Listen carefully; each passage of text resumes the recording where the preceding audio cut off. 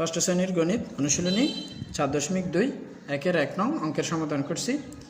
x³ into x⁴ এখানে base হচ্ছে x, এটা তো x, এটাতে সূচক 3, এটাতে সূচক 7। আমরা যদি বেস একই থাকে সূচক বা পাওয়ার হচ্ছে এটাতে 3, এটাতে 7, যদি বেস একই থাকে আমরা বেস কমন নিতে পারি। গুণের ক্ষেত্রে বেস কমন নিলে পাওয়ার যোগ হয়, তাহলে 3 + 7, তার মানে যদি আমরা যোগ করি পাওয়ারগুলো 7 × 3 = 10, তাহলে x⁻10 আনসার হচ্ছে x⁻10 1 নাম্বার। এবার 2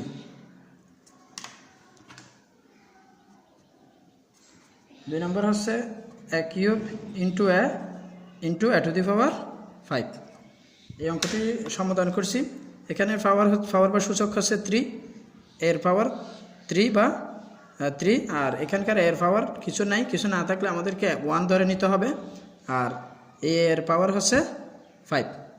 তাহলে আমরা যদি এটা গুণ করি আমরা জানি যে গুণের ক্ষেত্রে বেস কমন নিলে পাওয়ার যোগ হয়। তাহলে এখানে বেস 3, এখানেও বেস 3, এখানেও বেস 3, বেস বা ভিত্তি।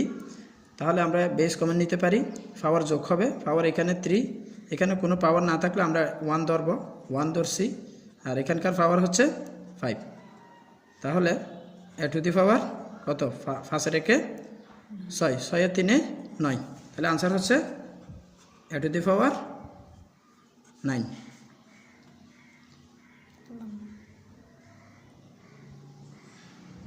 3 নম্বর অঙ্কের সমাধান করছি। 1 এর 3 x⁴ into s² into x⁹ 9। তাহলে x এর পাওয়ার হচ্ছে 4, এখানে s পাওয়ার স্কোয়ার, আর এটাতে হচ্ছে 9। তাহলে বেস দেখা যাচ্ছে, বেস বা ভিত্তি এটাতেও x, এটাতেও x, এটাতেও x। তাহলে বেস যদি একই হয় আমরা জানি যে পাওয়ার গুণের ক্ষেত্রে পাওয়ার যোগ হয়। তাহলে আমরা বেস কমন নিতে পারি, বেস x কমন নিলে পাওয়ার যোগ 4 যোগ 2 ইন্টু 9। তাহলে আমরা যদি যোগ করি তাহলে 9 2 11, 11 আর 4 15, তার মানে x⁵15 আনসার হচ্ছে x⁵15।